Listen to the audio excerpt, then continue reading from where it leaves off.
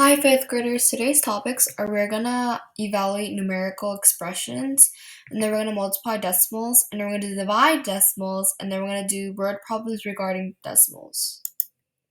So first, we're gonna do numerical expressions. So to start off, it says to evaluate using PEMDAS. So just so that we remember what PEMDAS is, let's write it out. It's like PEMDAS. Okay, so we start out with P, which is parentheses,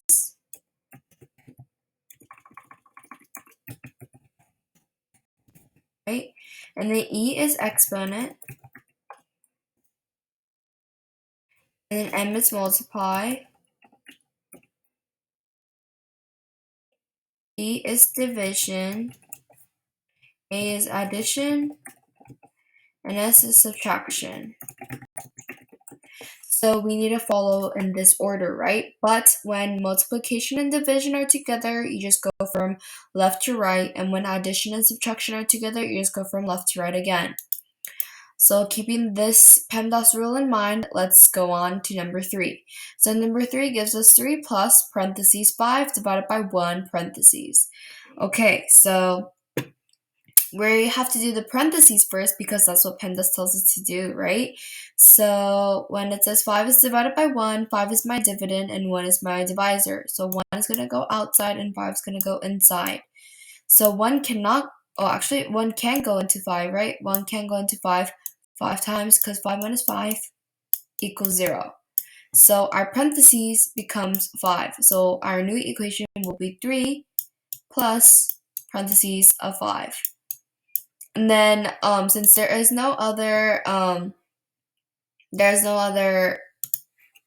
property, you just do 3 plus 5, which gives us 8.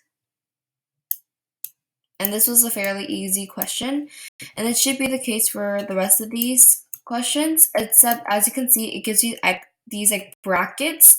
So what it wants you to do is after you do the first parentheses and then you divide, then you do the parentheses and then you do the other property and then you put them together and then you do the property that's outside the parentheses or X bracket. So basically what I'm saying is that the brackets are basically another pair of parentheses. Next, we're going to be multiplying decimals. So let's do number 6 together. Number 6 gives us 7.5 times 4.4. So for now, we're just going to multiply as we usually do. So 4 times 5 is 20. Bring down to 0, bring up to 2. 7 times 4 is 28. 28 plus 2 is 30. And then I put a placeholder 0. And then I do 5 times 4, which is 20. So put a 0 here, bring up the 2. 7 times 4 is 28. 28 plus 2 is 30. So make sure that my numbers are matching, right? And then I just add. So I get 0 plus 0, 0, 0 plus 0 again, 0, 3 plus 0, 3, 3 plus 3, 3 plus 0 again is 3. Okay, now this is where our decimal comes in. So you multiply as you normally do, but at the very end, you're going to add up the decimals. So in 7.5, we have 1 decimal place, right? And in 4.4, we have another 1 decimal place. So in total, we have 2 decimal places. So what we're going to do is right now our decimal place is behind everything. So it's going to be behind the 0. And we had a total of 2 decimal places in our factors. So we're going to move this decimal place to the left twice. So 1, 2. So our decimal place is going to go in between the 3 and the 0.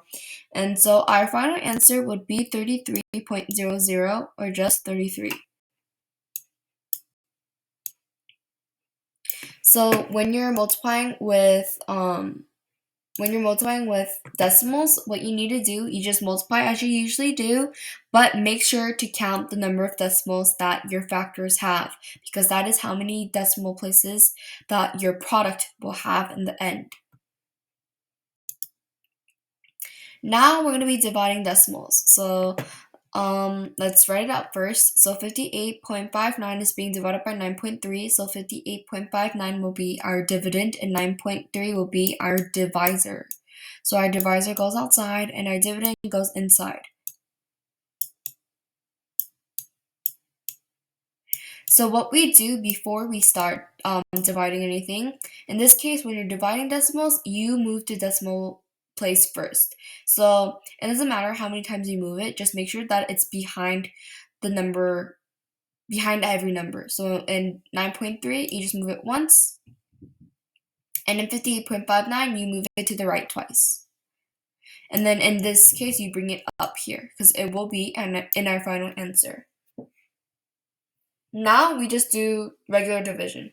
So 93 cannot go into 5 or 58, so we're going to go on to 585.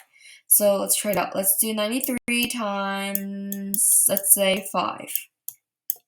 5 plus 3 is 15, right? And then 45 plus 1 is 46. I feel like we could go maybe one more. So let's do 93 times, let's say, 4. 4 times 3 is 12. Bring up the 1. 9 times 3 is 36. 36 plus 1 is... Oh, I'm sorry. We went down 1 instead of up 1. My bad. So instead of multiplying with 4, we're going to be multiplying by 6. So 6 times 3 is 18. So bring down the 8, bring up the 1. 9 times 6 is 54. 54 plus 1 is 55. Let's try one more just in case. 93 times, let's say, 7. 3 times 7 is 21. Bring down the 1, bring up the 2. 63. 9 times 7 is 63. 63 plus 2 is 65. And 651 is a bit bigger than 585, so we're going to stick with 6. So we put the 6 here, and then we're going to do 585 minus 558. So in this case, we're going to subtract. So 5 is less than 8, so we're going to turn this 5 into 15. 15 minus 8 is 7, but this 8 will turn into a 7 since we're borrowing for the 15. And 7 minus 5 is 2. 5 minus 5 is 0. We don't touch the 5 because 7 is greater than 5. Now that we have that, we're going to bring the 9 down, and we get 279. So let's do 93 times, let's say, 3. We get 9. And then 9 times 3 is 27. So look at that. It's perfect. So we put 3 here.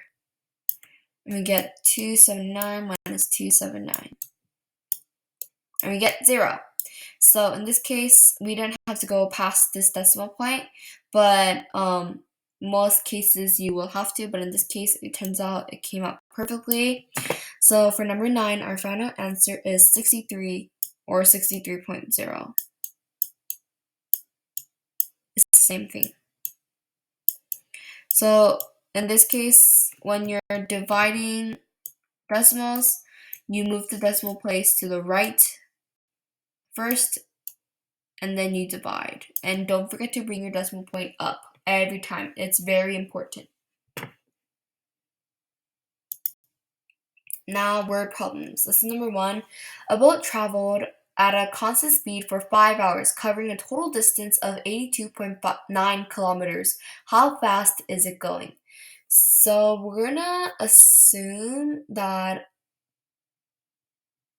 it travels a total distance of X kilometers per hour.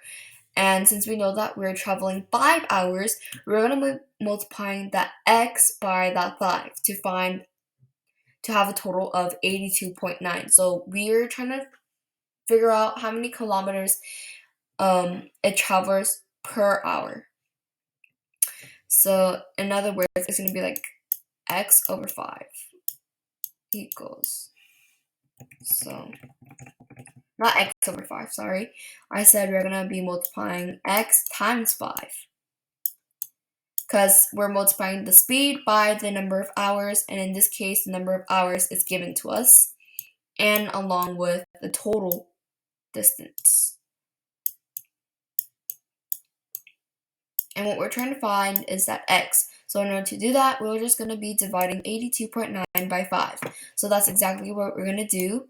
So 5 is the divisor, so it goes on the outside, and 82.9 is the dividend, so it goes on the inside. So 5 can go into 8 one time, so I'm going to do that once. 8 minus 5 is 3, bring down the 2, and I get 32. And 5 can go to 32 6 times, and it becomes 32 minus 30, which is 2, and then bring this 9 down, bring this decimal point up.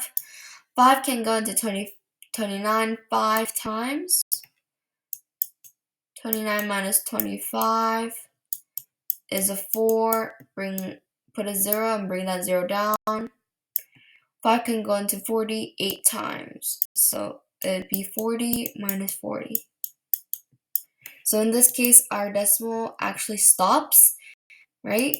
And we get an answer of 16.58, right?